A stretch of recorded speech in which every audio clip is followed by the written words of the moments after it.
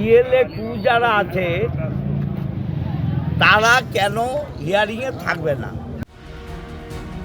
SIR শুনানি শুরু হতেই দিকে দিকে হয়রানির অভিযোগ। এরই মাঝে সোমবারের পর মঙ্গলবারও বুথ লেভেল এজেন্টদের অন্তর্ভুক্ত না করার প্রতিবাদে সরব হন চুঁচুড়ার তৃণমূল বিধায়ক অসিত মজুমদার। সাময়িকভাবে বন্ধ হয়ে যায় শুনানি, ফলে সমস্যায় পড়তে হয় দূর দূরান্ত থেকে আসা ভোটারদের। সংবাদ মাধ্যমের সামনে অসন্তোষ প্রকাশ করেন তারা। বিধায়কের প্রশ্ন, শুনানির সময় বিএলএ 2দের কেন থাকতে দেওয়া হচ্ছে না? শুধু তৃণমূল নয়, সমস্ত রাজনৈতিক দলের বিএলএ 2দের উপস্থিতির দাবি জানান অসিত মজুমদার।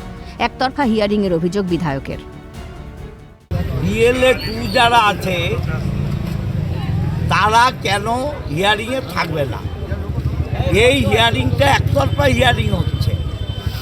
আমরা শুধু তৃণমূলের বিএলএ 2 থাকুক সেটা বলছি না, সমস্ত রাজনৈতিক দলের বিএলএ 2 যারা তারা কেন থাকবে না? তাদের সামনে হিয়ারিংটা হোক। কি আর বলবো, বন্ধ করে দিল, আর বন্ধ করা তো ঠিক নয়। আর কি বলবো, রাজনৈতিক নেতারা যা বলবে তাই আমাদের শুনতে হবে। মঙ্গলবার সকালে নিয়ম মেনে নির্ধারিত সময়েই শুরু হয়েছিল শুনানি। সেই সময় হঠাৎই পোল বা দাঁতপুর ব্লক অফিসে পৌঁছন বিধায়ক। শটান ঢুকে পড়েন বিডিওর ঘরে। কিছুক্ষণের মধ্যে সেখানে উপস্থিত হন বিডিও জগদীশ চন্দ্র বারুই। তিনি স্পষ্টভাবে জানিয়ে দেন, নির্বাচন কমিশনের নিয়ম অনুযায়ী শুনানি কক্ষে বিএলএদের প্রবেশের অনুমতি নেই।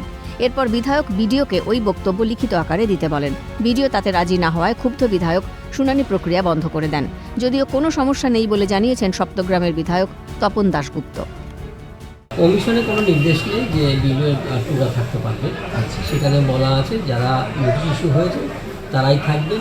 যদি কোনো অসুস্থ, দুর্বল বা বৃদ্ধ লোক থাকে তাহলে পরিবার লোকজন তার সঙ্গে আসতে পারে। আমাদের বিএলও সবাই অ্যালাউ, কাল থেকে চলছে, খুব পিসফুলি হচ্ছে এবং কারো কারো আত্মীয় তো বাইরে আছে, সেটা আমরা একটা টাইম চেয়েছি। ওরা 9 তারিখে আমার কাছে হিয়ারিং করবে, কোনো অসুবিধা নেই, আমার একদম পিসফুল। শুনানিতে বাধা দেওয়ায় শুরু রাজনৈতিক তরজা। বিজেপি নেতা সুরেশ সাউয়ের মন্তব্য, তৃণমূল চায় না বাংলায় এসআইআর প্রক্রিয়া সুষ্ঠুভাবে সম্পন্ন হোক। পরিষ্কারভাবে জানিয়ে দিয়েছে বিএলএ 2-এ যারা রয়েছে তারাই শুনানি পর্বে অংশগ্রহণ করতে পারবে না। সেখানে তৃণমূলের প্রতিনিধিও ছিল, তা সত্ত্বেও আজকে বিধায়ক মশাই এই 1 ঘন্টা ধরেই প্রক্রিয়া বিডিও অফিসে গিয়ে বন্ধ রেখেছে, কারণ তারা চাইছে না এই এসআইআর প্রক্রিয়া সুষ্ঠুভাবে সম্পন্ন পশ্চিমবাংলায় হোক, যার কারণেই এই ধরনের কাণ্ডগুলো ঘটাচ্ছে। সব মিলিয়ে এসআইআর এর শুনানি ঘিরেও ক্রমশ চড়ছে রাজনীতির পারদ। সুমিত সিনহার রিপোর্ট, ক্যালকাটা নিউজ।